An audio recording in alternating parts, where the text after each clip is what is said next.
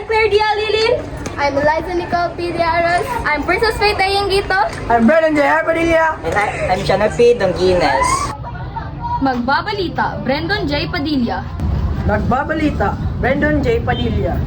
Katanungan isa, ano ang ibig sabihin ng positibong pananaw batay sa karanasan ni Lisa sa kwento? Para kay Lisa, ang positibong pananaw ay nagsimula nang marinig niya ang mga salita ng suporta mula sa kanyang pamilya. Doon niya napagtanto na hindi siya nag-iisa. Sa tulong ng kanyang mga magulang, natutunan niyang hindi sukatan ng pagkatao ang marka sa papel, kundi ang determinasyon at puso sa bawat pagsubok. Simula noon, mas lalo pang nagsumikap si Lisa. Hindi siya nawalan ng loob sa tuwing may maling sagot. Bagkus, ginamit niya ito bilang hakbang patungo sa pag-unlad. Nagpatulong siya sa guro, nag-aaral ng mas maaga, at tinanggap ang kanyang kahinaan hindi bilang kahihiyan, kundi bilang bahagi ng kanyang paglago. Abi, magbabalita!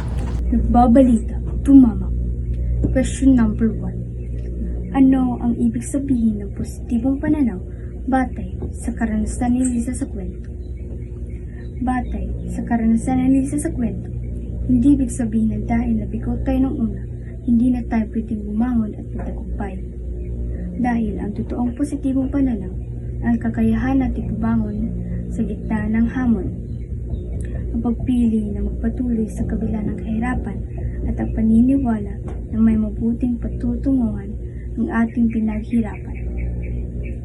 Ang pagbangon natin ay nagpapakita na tayo ay matatag at positibong tao na kahit mabigo man sa una, babangon at babangon pa rin.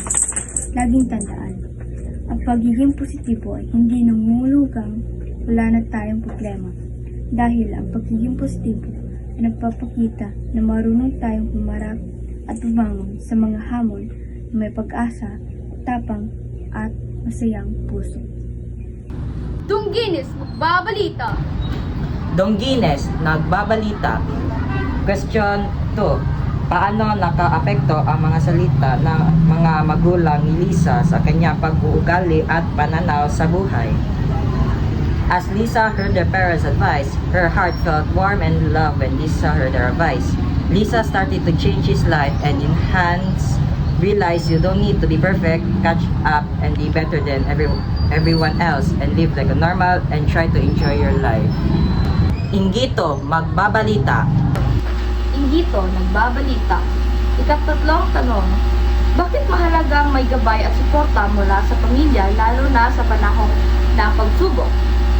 Importante ang gabay at suporta nila dahil nakatutulong ang mga ito sa atin na tanawin ang mga positibong pananaw sa buhay. Para kaya nating makita ang pag-asa sa gitna ng mga pagsubok at mas pipiliin natin na magpatuloy sa kabila ng kabiguan at para maniwala na may mabuting patutunguhan ang bawat hirap na ating pinagdadaanan. Diaros, magbabalita. Diaros, nagbabalita. Ikatatlong tanong. Bakit mahalaga ang gabay at suporta mula sa pamilya, lalo na sa panahon ng pagsubok? Mahalaga ang gabay at suporta mula sa pamilya, lalo na kapag nahihirapan ka sa isang bagay, dahil sila ang ating unang sandalan sa ating buhay at pinagkukunan ng lakas. At nagbibigay sila ng emosyonal na suporta, tulong at payo na kailangan natin upang malampasan ang mga hamon. Ang kanilang pagmamahal at pangunawa ay nagbibigay sa atin ng pag-asa at lakas ng loob. Alilin, magbabalita. As a student that works hard like Lisa, I can relate to her current struggle. Like I said, it is hard to be like Lisa. So hearing help and suggestions from my parents, I immediately do what they said, or in other words, all help from my parents are appreciated and applied to the problem. You won't know it. It might be the foundation of the answer or the bridge leading to the right solution you've asked for.